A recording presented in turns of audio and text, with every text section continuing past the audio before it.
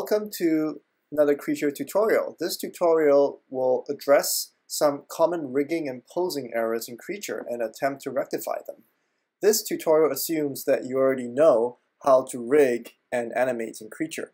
If you're unfamiliar with that, please watch the Quick Start Creature tutorial to get started.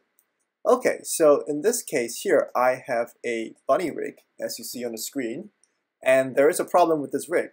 If we go into test mode, and watch what happens when I drag the nose bone. You can see some really unexpected or unwanted deformations are happening to the top of the head. This is a very commonly encountered rigging and animation problem in Creature.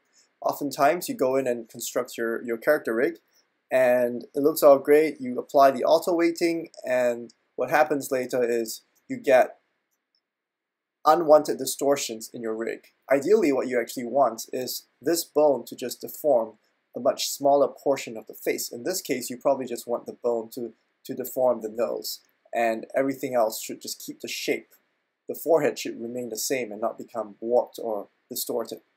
So the reason why this happens is we should just examine how the weights are distributed in this case. So go into weighting mode, and you notice that even though this bone is affecting most of the nose, it also, the color regions, the white color bleeds into the top part of the forehead.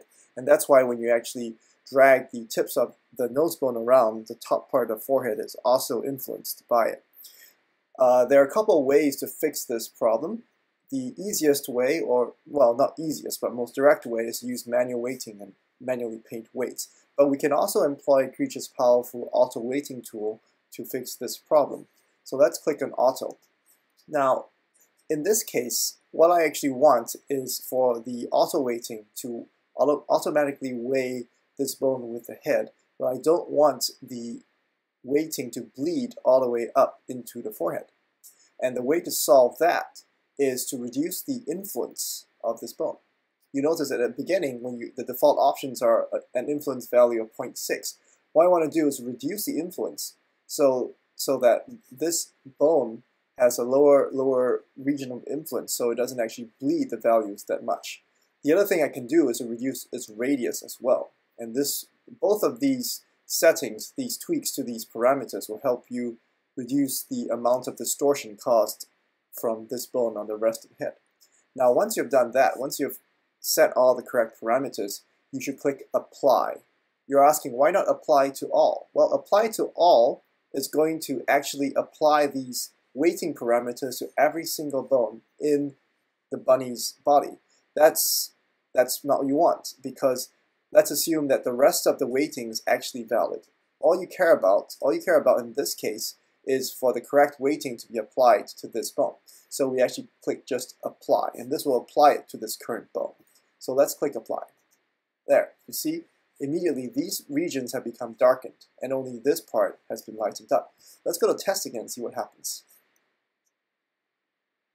Observe that the weighting has been mostly fixed because we have reduced the area of influence and the radius that this bone affects. You probably also want to do the same thing for the parent bone.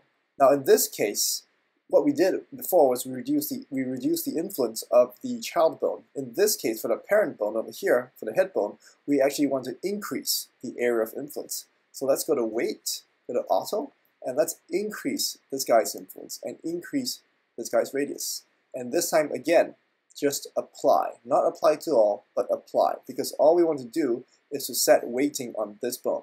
So what's going to happen right now when I click Apply is the weights are going to be spread out a lot more over this bone. So let's click Apply. See, everything is now white now, right? Let's go test. That looks good, more influence. And now you see that this bone over here has minimal influence on just the nose part, which is exactly what we want. And the rest of the forehead mostly stays in place. Okay, so that basically concludes this rigging tutorial about rectifying common rigging errors. Thanks for watching this video.